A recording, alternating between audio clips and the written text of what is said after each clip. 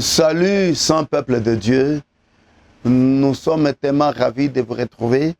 Et nous sommes dans Job 38, verset 8 jusqu'au verset 9. Nous allons lire au nom du Seigneur Jésus. Qui a fermé la mer avec des portes, quand il s'élança du sein maternel, quand je fis de la nuée son vêtement et de l'obscurité ses langes. Que le Dieu de cieux bénisse. Nous étions en train de parler sur la compréhension des songes et nous étions dans le deuxième élément qui nous aide à comprendre les songes. Nous avons cité les Écritures, ce qui nous amène aujourd'hui à aller consulter les questionnements de l'Éternel auprès de frère Job. Quand vous prenez Job 38, vous verrez qu'après que Elihu ainsi que les trois premiers amis de Job aient parlé, l'Éternel intervint. Et là, quand l'Éternel intervint, il a intervenu avec des questionnements ou des interrogations.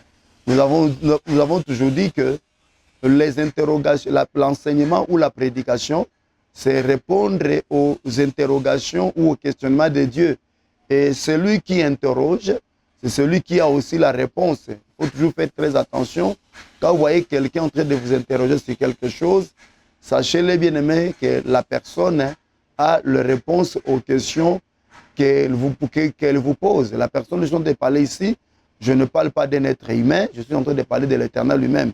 C'est-à-dire quand l'Éternel pose la question, l'Éternel lui-même a des réponses à ces questionnements.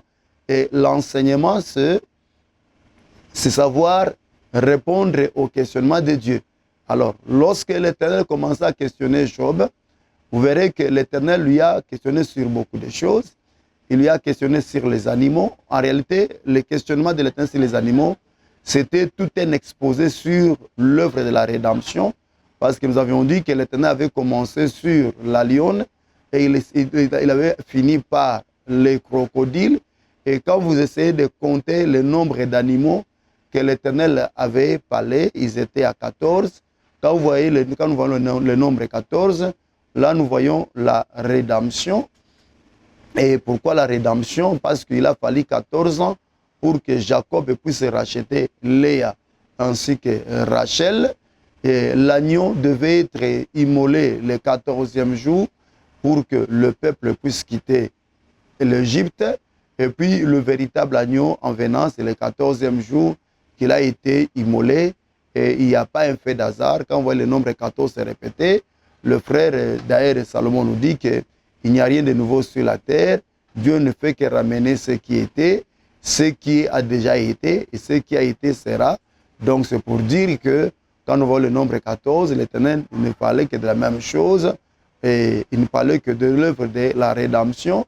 Mais à part les animaux dont l'Éternel avait questionné Job ou sur lesquels il avait exposé, vous verrez que l'Éternel avait parlé aussi sur les lois du ciel. Quand vous prenez le livre de Job, vous verrez que l'Éternel lui a questionné sur les lois du ciel. Mais pas seulement ça, l'Éternel lui parlera aussi sur la mer. Et c'est là où nous sommes bien-aimés. Et au verset 8, l'Éternel dit que la mer, il l'avait scellée avec les portes quand la mère voulait régir du sein maternel.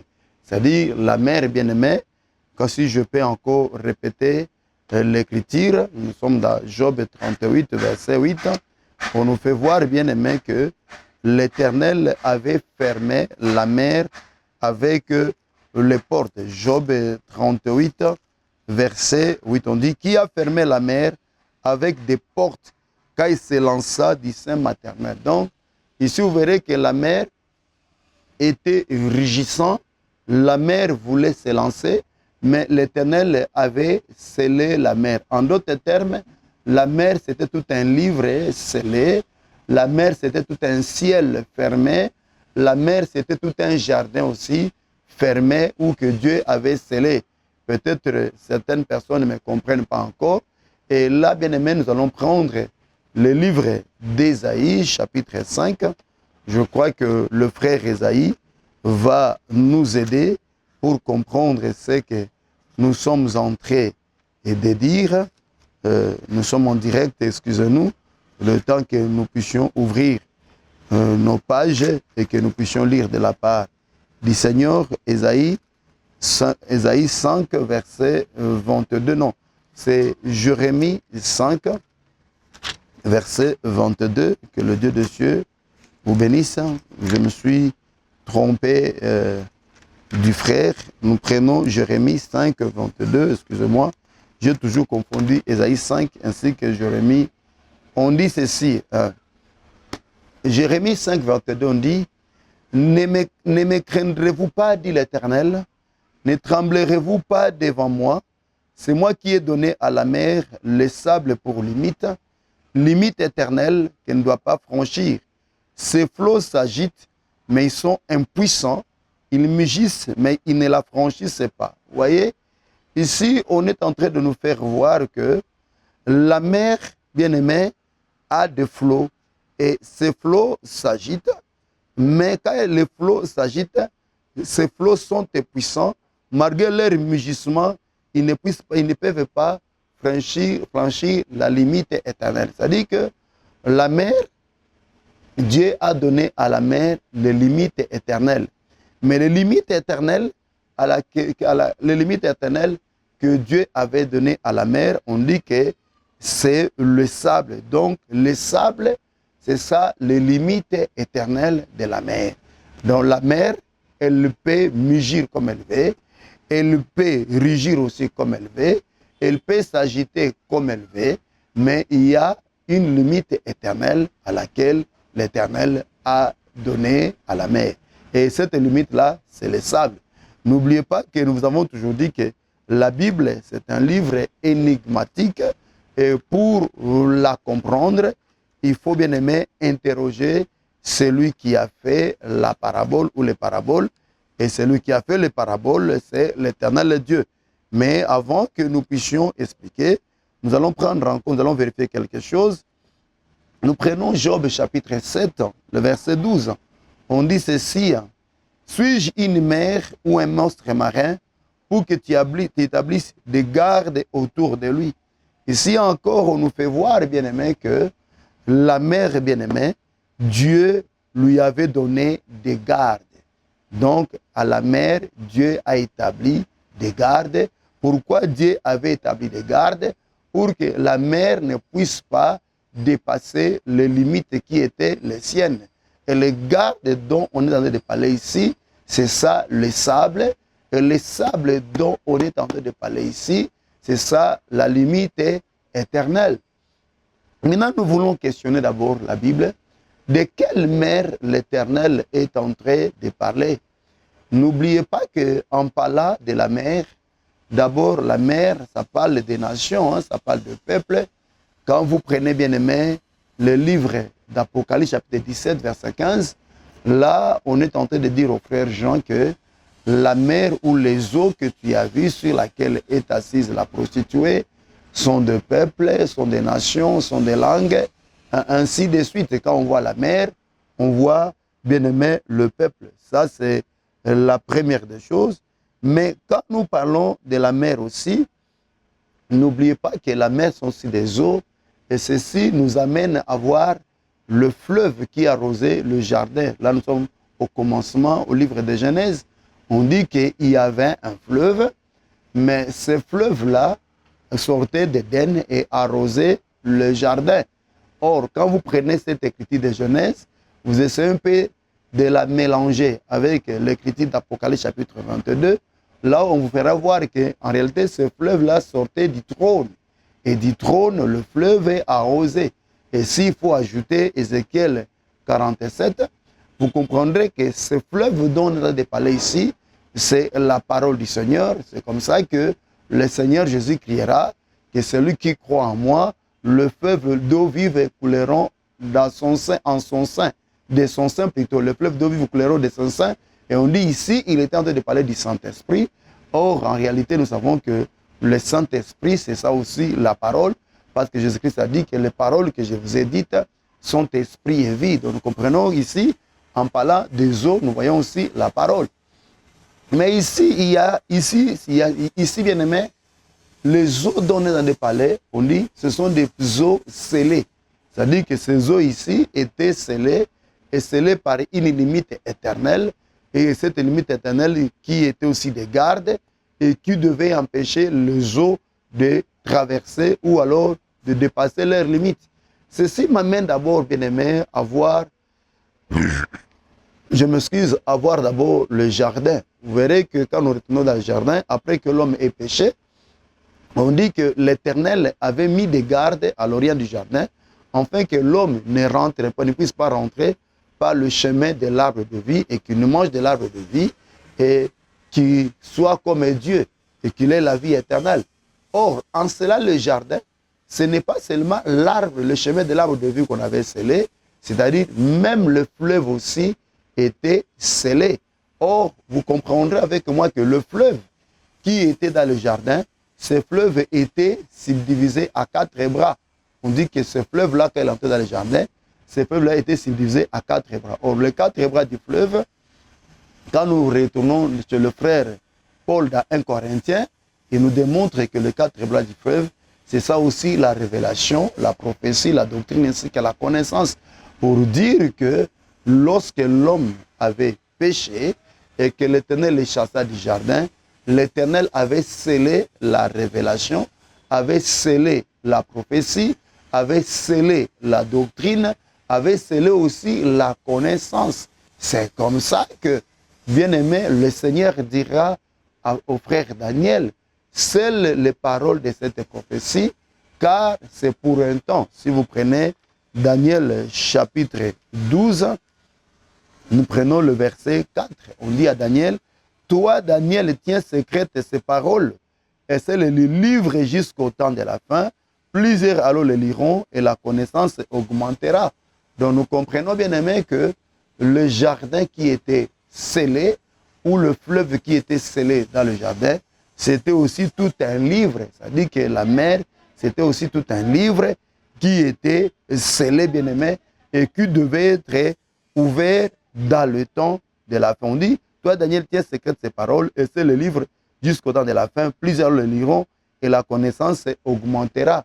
Ici, vous voyez, une fois que le livre était scellé, directement la connaissance aussi était scellée.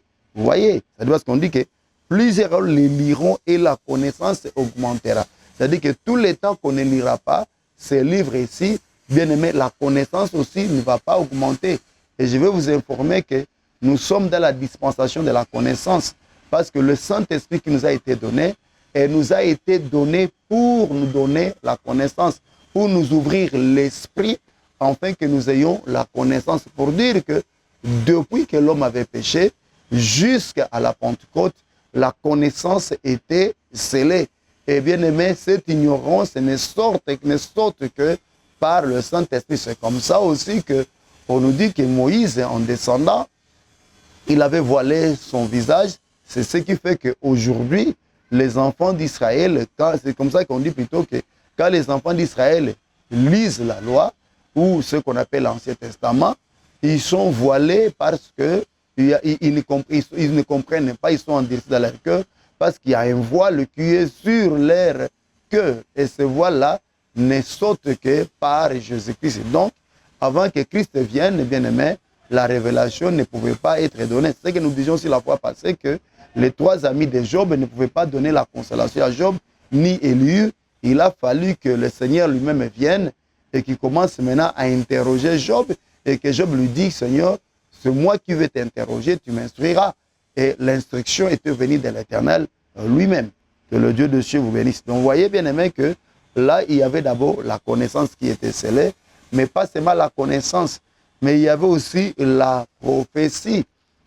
La prophétie était scellée. Avant que je parle de la prophétie, il y avait aussi la révélation. C'est ce que nous dit aussi le livre de Jérémie. Je ne crois pas trouver cette écriture parce que nous sommes en direct. Dans le livre de Jérémie, on dit que les paroles étaient cachetées. Oui, les paroles de ce livre, les paroles sont comme les paroles d'un livre cacheté. On demande à celui qui sait lire, il dit que je ne peux pas lire parce qu'elles sont cachetées. Et quand on demande à celui qui ne sait pas lire, il dit je vais le lire comment? Parce que je ne sais pas lire. Vous voyez, ça dit que là, la révélation était cachée. Que le Dieu de cieux soit loué. Là, on nous démontre que la révélation était cachée. Donc, depuis que l'homme avait péché, bien-aimé, Dieu avait aussi caché la révélation. Voilà pourquoi Dieu était devenu un mystère. C'est comme ça que dans Isaïe 45, verset 15, Isaïe va s'exclamer, ô Dieu d'Israël, tu es un Dieu qui te cache. C'est-à-dire que dans l'ancienne alliance, bien-aimé, personne n'avait la révélation, à part les hommes forts qui descendaient dans la piscine de Bethesda le premier. Ceux-là qu'on nous parle dans 1 Pierre chapitre 1, verset 10, qui faisaient de ces salis l'objet de leurs recherches et de leurs investigations. Pourquoi? Parce qu'ils avaient l'esprit de Christ en eux. Et pas seulement ça, vous verrez aussi que, bien aimé, à ce temps-là, la prophétie aussi était scellée. C'est comme ça que dans le livre d'Apocalypse, chapitre 22, pour paraphraser ce que l'Éternel avait dit à Daniel, on dit ceci au verset 6, on dit, et il dit, ces paroles sont certaines et véritables, et le Seigneur, le Dieu des esprits, des prophètes, a envoyé son ange pour montrer à Sévité les choses qui doivent arriver bientôt. Et puis, au verset 10, on dira, et il me dit, ne scelle point les paroles de la prophétie de ce livre, car le temps est proche. Vous voyez que la prophétie aussi était cachée, scellée, et pas seulement la prophétie qui était scellée, même la doctrine, elle était aussi scellée. Il a fallu que Christ vienne pour que la doctrine soit révélée. Que le Dieu de cieux vous bénisse. Donc, nous sommes en train de vous démontrer, bien aimé, que déjà nous voyons là, le fleuve comme les eaux était aussi scellé.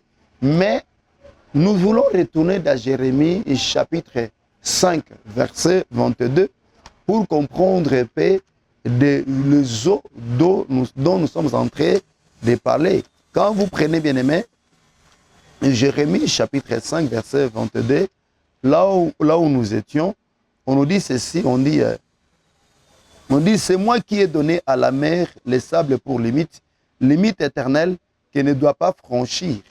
Ces flots s'agitent, mais ils sont impuissants. Ils mugissent, mais ils ne la franchissent pas. Vous verrez ici que on avait scellé, on avait mis les portes à la mer, on avait scellé la porte à la mer pour une cause. Parce que la mer, bien aimée, la mer avait des flots. Et ces flots s'agitaient, ces flots mugissaient, et pas seulement ça, ces flots rugissaient. Et une fois que ces flots mugissent, rugissent, s'agitent, ça allait créer des dégâts.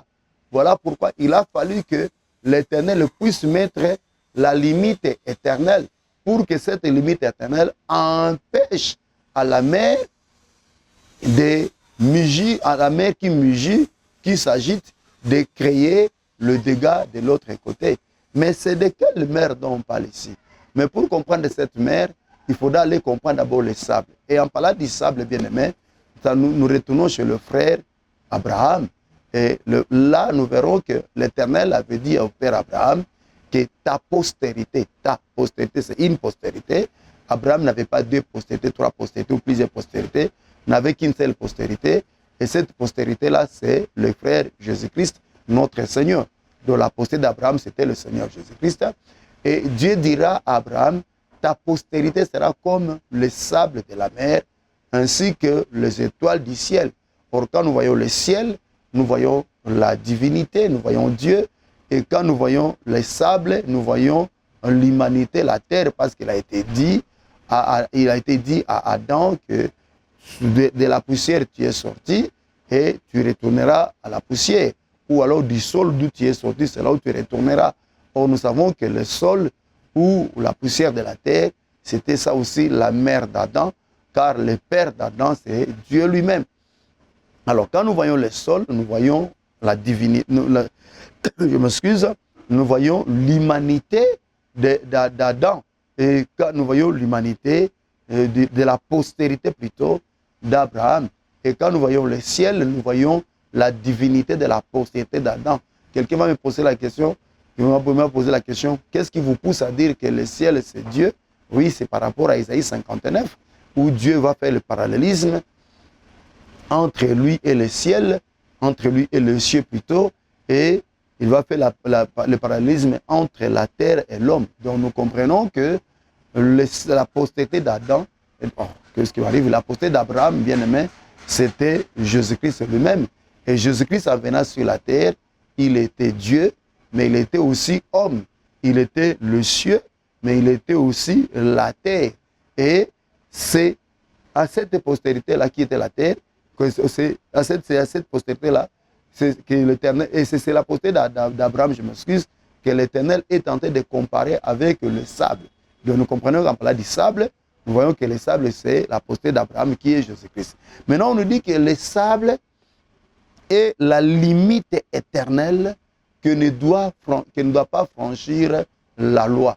Là, ça me pousse directement. Je me souviens quand j'avais commencé les émissions à la RTVE, j'avais commencé avec ces arts d'enseignement, là où lorsque je parlais sur la prophétie de l'Écriture. Et ici, bien aimé, vous verrez que bien aimé que la mer, il y a des limites qu'elle ne devait pas franchir. Mais ici, ça me pousse directement à aller voir le frère Moïse, où le frère Moïse nous dit que la malédiction va du père au fils jusqu'à la 3e et à la 4e génération. Donc nous voyons ici, bien aimé, la malédiction, elle ne dépasse pas la 4e génération. Et ceci directement me pousse à aller voir le frère Noé. Vous comprendrez avec moi que le frère Noé avait 3 fils. Le premier, c'était Japheth, il y avait Sem, et puis il y avait aussi, Cham. Mais vous verrez que Noé avait un 4e fils. Et le 4e fils que Noé avait engendré, c'était l'arche. Voilà pourquoi, bien aimé, les eaux de déluge, qui étaient aussi l'image du jugement, bien aimé, devaient se limiter sur l'arche. Donc pour sauver Noé, ainsi que les créatures que Dieu avait demandé à Noé de faire entrer dans l'arche, bien aimé, il a fallu que Noé puisse enfanter, il a fallu que Noé puisse engendrer, il a fallu que Noé puisse construire l'arche, parce que l'arche était la fin de la colère du déluge. Vous voyez? Donc ici, nous voyons les eaux qui mugissaient, les eaux qui rigissaient, les eaux, bien aimés, qui faisaient tout, mais les eaux ne pouvaient pas franchir, bien aimé, l'arche de Noé. Ne pouvaient pas franchir cette arche-là, parce que l'arche, c'était le 4e fils, c'était la fin de la malédiction, et l'arche, bien aimé, c'était la limite éternelle, la limite éternelle que l'Éternel avait donnée à la mer ainsi qu'aux eaux. Ah, cela directement me pousse à aller voir l'hippopotame, parce que vous verrez que l'hippopotame est la première des œuvres de l'Éternel. Oh, l'hippopotame, c'est une créature aquatique, parce que l'hippopotame demeure dans les eaux.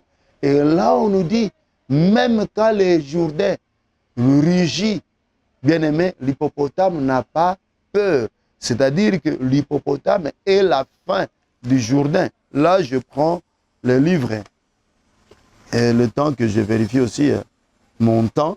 Je ne sais pas si, oui, j'ai encore 20 minutes. Je ne sais pas si je vais trouver cette écriture-là. Je prends le livre de Job. Je prends Job 40, que mes doigts m'aident aussi à être rapide. Je prends Job. Je vais vous lire, bien aimé. Je prends Job 40. Là, on est en train de parler de l'hippopotame. Que Dieu me fasse grâce. Que, oui, je suis au verset 18. On dit que le fleuve vienne à déborder, il ne s'enfuit pas. Que le Jourdain se précipite dans sa gueule, il reste calme. Est-ce à force ouverte qu'on pourra les saisir? Est-ce moyen de filer qu'on lui percera les nez? Ici, bien aimé, on est de parler de l'hippopotame. On dit que l'hippopotame, même si le fleuve débordait, l'hippopotame ne s'enfuit pas. Mais même quand le Jourdain se précipite dans sa gueule, il reste calme. C'est-à-dire que l'hippopotame est la fin et la limite, bien aimé, du Jourdain. Mais sur le plan prophétique, ça me pousse aussi à aller voir aussi l'ennemi, parce qu'il est écrit dans Ésaïe 59, l'ennemi viendra comme un fleuve, mais le Saint-Esprit le mettra en fuite. Et quand on parle de l'ennemi ici, nous voyons aussi la bête, nous voyons le diable incarné, dans la personne de la bête ou dans la personne de l'antéchrist. Et bien aimé, à l'Armageddon, Jésus-Christ, bien aimé, ne pourra pas fuir le fleuve, même quand la bête à l'Armageddon va mugir, bien aimé, le Seigneur Jésus restera calme, afin que s'accomplisse cette prophétie d'Ésaïe qui dit que c'est dans le calme et la confiance que sera votre force. Et là, à l'Armageddon, le Seigneur détruira la bête par le souffle et l'éclat de sa bouche, par le souffle de sa bouche, ainsi que l'éclat de sa face. Ça, c'est sur le plan prophétique. Parce que ne vous souvenez pas, n'oubliez pas que nous avons toujours dit que la révélation, c'est une maison à plusieurs chambres. Mais je me sens aujourd'hui un peu trop prophétique. Que Dieu me fasse grâce, que notre langage soit vraiment tellement simple, parce qu'à la télé, j'aime toujours que mon langage soit compris par tout le monde. Donc, vous voyez, je disais que sur le plan prophétique, ici, quand nous voyons aussi le fleuve, nous voyons aussi de l'autre, quand nous voyons aussi le fleuve, sur le plan prophétique, nous voyons aussi, par rapport à Isaïe 59, nous voyons aussi l'ennemi qui viendra, mais qui sera vaincu par le Seigneur Jésus. Mais quand nous retournons dans le fleuve Jourdain, je précise bien maintenant le Jourdain, vous verrez qu'en parlant du Jourdain, c'est là où habite l'hippopotame. Oh, l'hippopotame, bien-aimé, c'est la première des œuvres de l'Éternel. L'hippopotame, c'est la première des créatures de l'Éternel. Oui, je suis dans Job 40, verset 14. On dit, il est la première des œuvres de Dieu. Quand vous prenez le verset 10, on dit, voici l'hippopotame à qui j'ai donné la vie comme à toi. Il mange de l'herbe comme le bœuf.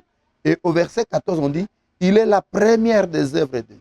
Oh, si l'hippopotame est la première des œuvres de Dieu, et l'hippopotame demeure dans les Jourdains, voilà, nous comprenons que les Jourdains aussi, c'est le premier fleuve. C'est le premier fleuve que Dieu avait créé, ou alors le premier aussi, il faudra qu'on dise comme ça. Et par là, directement, ça nous pousse à aller dans Genèse, chapitre 1er. Ça nous pousse à aller voir le frère Moïse dans Genèse, chapitre 1er. Et là, on nous dit quoi? La terre, verset 2, on dit, la terre était informe et vide. Il y avait des ténèbres à la surface de l'abîme et l'Esprit de Dieu se mouvait au-dessus des eaux. Ici, on nous dit qu'au commencement, Dieu créa le ciel et la terre.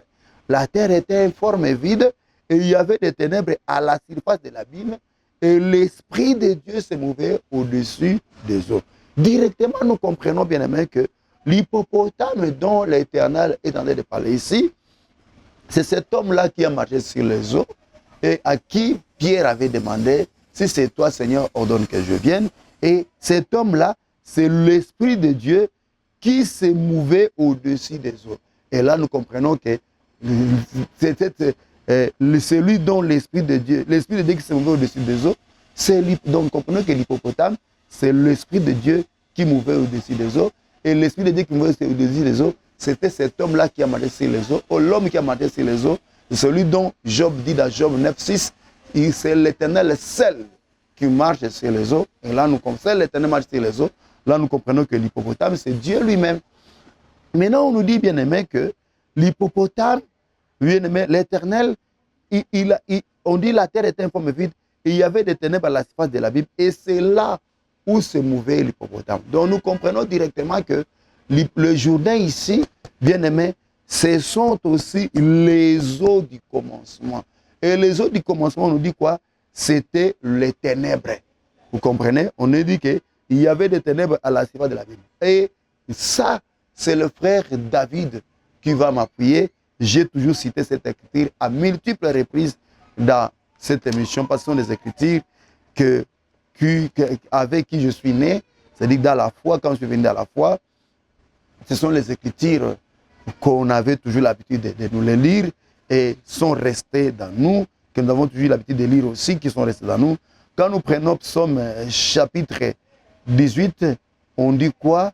Au verset 12, on dit, merci mon frère, on me dit, mais c'est 15 minutes, on dit, il faisait des ténèbres sa retraite, sa tente autour de lui, et il était enveloppé des eaux obscures et de sombres nuages. On dit que l'Éternel faisait des ténèbres sa retraite, s'attendent autour de lui et il était enveloppé des eaux obscures et des sombres nuages. Vous voyez? C'est-à-dire que l'Éternel, comme l'hippopotame, lui demeure dans les eaux obscures. Là, je vais encore préciser quelque chose. Et, vous savez, la révélation, hein, c'est une maison à plusieurs chambres. Et quand on est de parler du Jourdain, il faut me saisir dans la chambre où je vais, parce que demain ou après-demain, nous pouvons revenir ici en parlant du Jourdain. Et là, nous allons faire sortir Jourdain comme Christ, hein, et là, nous ferons voir Naaman le Syrien qui se plonge 7 fois dans les eaux du Jourdain. C'est ça aussi, nous, les nations, l'Église, nous qui sommes appelés à nous plonger totalement, parce que le chiffre 7, ça parle de la totalité. Nous devons nous plonger totalement dans la parole de Dieu pour que nous vivions, bien aimé, la restauration et que nous ayons la sanctification, la peau saine. Mais nous pouvons aussi vous amener à voir aussi les 7 églises d'Asie, hein, par rapport aux chandeliers, par rapport aux 7 chandeliers, avec les fils de l'homme qui marchaient au milieu de ces chandeliers. Donc, saisissez-nous dans la chambre où nous sommes. Donc ici, nous voyons, bien aimé, que quand nous voyons ici les eaux, nous voyons que l'hippopotame était dans les eaux, mais ces eaux étaient ténèbres. Et c'est à ces eaux-là à qui Dieu avait mis les portes. Donc Dieu avait permis ces portes, ces eaux avec les portes. Et les portes ici, c'était le sable qui était la limite éternelle. Alors, en voyant les eaux ténébreuses, en voyant les eaux obscures, ceci nous amène directement dans le livre d'Hébreux, au chapitre 12, en commençant au verset 18. Là, on nous montre, maintenant, on nous présente la montagne de Sinaï, qui était aussi une montagne ténébreuse, une montagne dénuée. Et c'est là dans les ténèbres, c'est là dans la nuée que Moïse y montait pour aller rencontrer l'Éternel. C'est-à-dire l'Éternel qui était sur la montagne, c'était aussi l'hippopotame qui se cachait dans les nuées, qui se cachait dans les ténèbres. Et Moïse devait y monter pour aller y rencontrer l'Éternel. Et vous verrez que cette montagne aussi était scellée en bas, parce qu'il a été dit à Moïse de mettre des limites en bas. De la montagne de Sinaï, c'était une montagne qui était scellée et qu'on ne pouvait pas franchir. Vous voyez, à part l'homme fort qui devait y descendre. Là, ça nous pousse aussi à voir aussi, bien aimé, la piscine de Bethesda, qui était entre les 5 portiques. Et quand nous voyons les 5 portiques, nous voyons aussi, bien aimé, les portes qui fermaient, bien aimé, ces eaux qui fermaient la mer. Et pour y entrer, il fallait que l'ange puisse descendre. Et il n'y avait que le premier qui descendait. Et le premier qui descendait, c'était le prophète de l'ancienne alliance. Je crois que vous commencez maintenant à comprendre là où nous sommes en train d'aller. Donc, en d'autres termes, nous voulons dire que les eaux dont l'Éternel est en train de parler ici, les eaux ici, bien aimés, les eaux dont l'Éternel est en train de parler ici, bien aimé, c'est la loi. Bien aimé, c'était la loi, c'était les Écritures que l'Éternel avait fermées. Et quelqu'un va me dire, comment est-ce que tu peux dire que l'Éternel avait fermé? Oui, nous prenons Moïse. Je ne sais pas s'il faut qu'on continue à se répéter. Moïse qui avait voilé son visage, pas seulement Moïse. Vous verrez Ésaïe, à qui Dieu avait dit d'endurcir le cœur.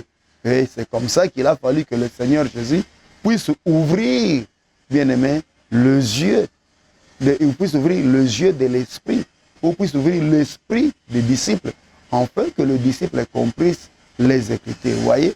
Donc, quand nous parlons de la mer ici d'abord, en réalité, en parlant de mer, j'avais dit que la mer parlait de peuple, mais la mer parlait aussi de la parole. Et en parlant de la parole, on a parlé du fleuve qui était dans le jardin, que l'Éternel avait scellé. Et là, nous avons vu la révélation, la prophétie, la doctrine et la connaissance qui étaient scellées dans la dispensation de la loi. Mais en parlant de la mer aussi, nous voyons aussi la loi que l'Éternel avait scellée afin que le peuple ne puisse pas voir la révélation. Mais l'Éternel n'a pas seulement scellé, bien aimé, les eaux par les portes, mais on nous dit ici, bien aimé, dans Job 38, on dit que l'Éternel l'avait aussi couverte par la nuée. C'est-à-dire qu'il donna à la mer la nuée comme le vêtement. Donc la nuée, c'était un vêtement qui couvrait, bien aimé, c'était tout un vêtement qui couvrait la mer. Je vais y retourner le temps que je vérifie mon temps parce que là, je crois que je suis déjà presque à la fin de l'émission et qu'on n'a pas encore dit ce qu'on devait dire. Je suis dans Job 38, verset 8 jusqu'au verset 9. Il y a quelqu'un qui m'a dit que papa, j'aime quand tu parles comme ça, en révélation, quand vous parlez, vous entrez dans des profondeurs, mais vous devez savoir qu'ici, c'est la télé. Et à la télé, on se doit à tout le monde. On a plusieurs auditoires. Il y a des auditoires qui, si vous essayez de très voler, ils ne vous saisiront jamais. Et à ce moment-là, notre passage à la télé sera inutile et nul. Voilà pourquoi nous essayons toujours, bien aimés, à simplifier notre langage. Et souvent, vous verrez que parfois, nous nous répétons dans plusieurs émissions. Nous essayons un peu de retourner à tout ce qu'on avait dit. Tout ça, c'est pour aider ceux-là qui nous suivent et ceux qui ont aussi nos audios puissent bien saisir parce que nous voulons que tous, nous puissions avoir un Homère et que nous puissions tous croître à tous égards à la personne qui est Jésus-Christ. Job 38, verset 8, on dit ceci. Qui a fermé la mer avec des portes quand il se lança du sein maternel? Ça, on a expliqué. Le verset 9. Quand je fis de la nuée son vêtement et de l'obscurité ses langes. Vous voyez, on nous peut voir ici que la mer était là, mais l'obscurité était ses langes, et puis la nuée était son vêtement. Or, quand nous retournons, en parlant, bien aimé, de l'obscurité comme ses linges, et en parlant, bien aimé, de la nuée comme ses vêtements, directement, ça nous amène à Sinaï. Ça nous amène directement à Sinaï. Là, nous prenons Hébreux chapitre 12. Bien aimé, Hébreux chapitre 12. Là, je vais quand même le lire, hein, bien qu'on l'a récité. Hébreux 12, verset 18. On dit ceci. Merci, me dit, il me reste 7 minutes. On dit, vous ne vous êtes pas approché d'une montagne qu'on pouvait toucher et qui était embrasée par le feu, ni de la nuée, ni des ténèbres, ni de la tempête. Vous voyez, la Bible nous fait voir que Dieu nous a parlé sur 2 montagnes. Dieu s'est manifesté sur les 2 montagnes. Sur la montagne de Sinaï, ainsi que sur la montagne de Sion. Et les 2 montagnes étaient allégoriques. La montagne de Sinaï, ça parlait de la loi. Et la montagne de Sion, ça parle de la grâce. Donc, la montagne de Sinaï, ça parle des Écritures. Et là où des songes, et la montagne de Sion, ça parle de la révélation de la lumière. Maintenant, ici, on nous fait voir, bien aimé, que cette montagne ici, elle était couverte par les ténèbres. Elle était couverte par la nuée.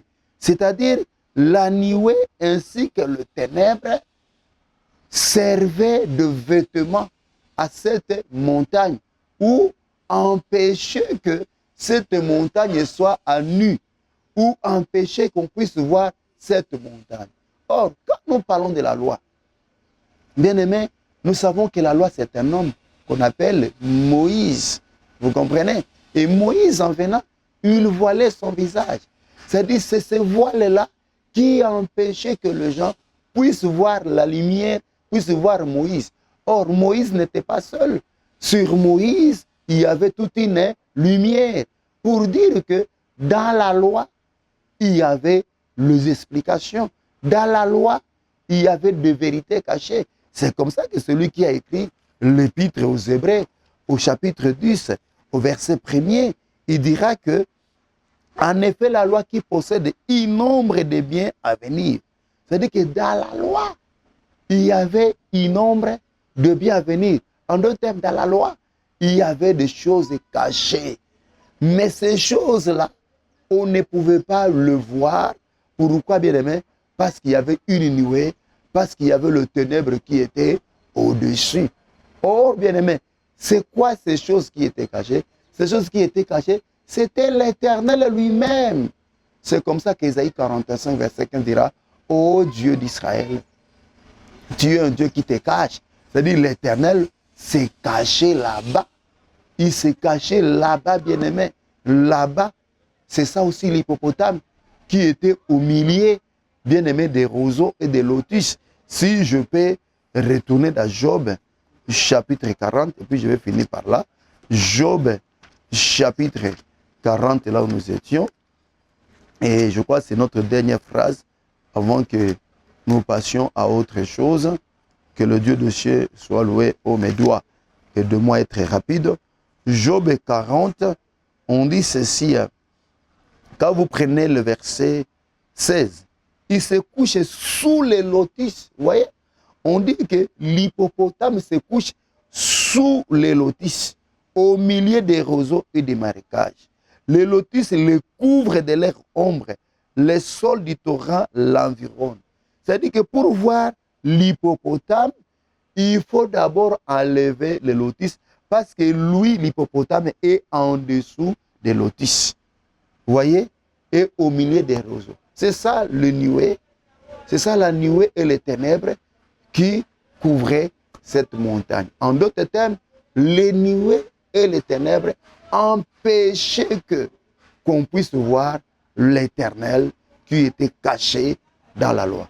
Parce qu'il me reste 2 minutes, on ne peut pas faire autrement. Donc nous ne le mettons pas là. Et la semaine prochaine, dans l'émission prochaine plutôt, nous reviendrons maintenant pour expliquer c'est quoi les nuées, c'est quoi les ténèbres, c'est quoi, bien aimé, les lotus, c'est quoi les sols du torrent, afin que vous compreniez pourquoi nous devons nous laisser guider par les Écritures. Que le Dieu de Dieu soit loué. Aujourd'hui, on a essayé un peu de hausser un peu le langage par rapport à ces frères-là qui veulent que nous parlions comme ça, mais nous leur disons que nous ne sommes pas redevables seulement à eux, mais à tout le monde. Que Dieu soit loué. Nous sommes au mois de juillet et nous avons 4 samedis, l'Osambo, où nous sommes en train de parler sur l'œuvre de Christ. Nous sommes en train de parler sur la mission de Jésus-Christ chaque samedi. Sur Kitega numéro 50, de 6h à 8h30. Des forts moments de prière, de démonstration de puissance, de témoignages et de miracles. Et parce que l'Éternel, là où il est, il se manifeste aussi à travers la parole pendant les 4 dimanches du mois de juillet, les 4 samedis plutôt du mois de juillet, nous parlerons sur la mission de Christ. Et bien aimé, venez et vous ne serez pas déçus. Que le Dieu des cieux vous bénisse. N'oubliez pas, nous sommes sur Kitega numéro 50 de la commune de Barumbu, où nous prions chaque mercredi, chaque vendredi, de 17h à 19h30, ainsi que chaque dimanche, de 9h à 12h30. Pour d'autres informations, notre numéro WhatsApp est là. Et surtout, si vous voulez prier avec nous, sinon dans notre groupe Devant sa face, appelez-nous à ces numéros ou écrivez-nous à ces numéros. Et bien aimé, nous allons vous enregistrer dans notre groupe et le Dieu de cieux vous bénira. Nous bénissons notre bien-aimé Mouchele, nous bénissons tous les techniciens qui sont autour de cette émission et ainsi que vous-même, soyez bénis chez vous. Que le Dieu de cieux vous comble de sa grâce et bien-aimé, qu'il puisse vous assister dans tous vos besoins et qu'il soit la réponse à vos besoins. Que Dieu de gloire accompagne cette parole par des signes et des prodiges. Soyez bénis chez vous. Ciao et au prochain numéro. Merci.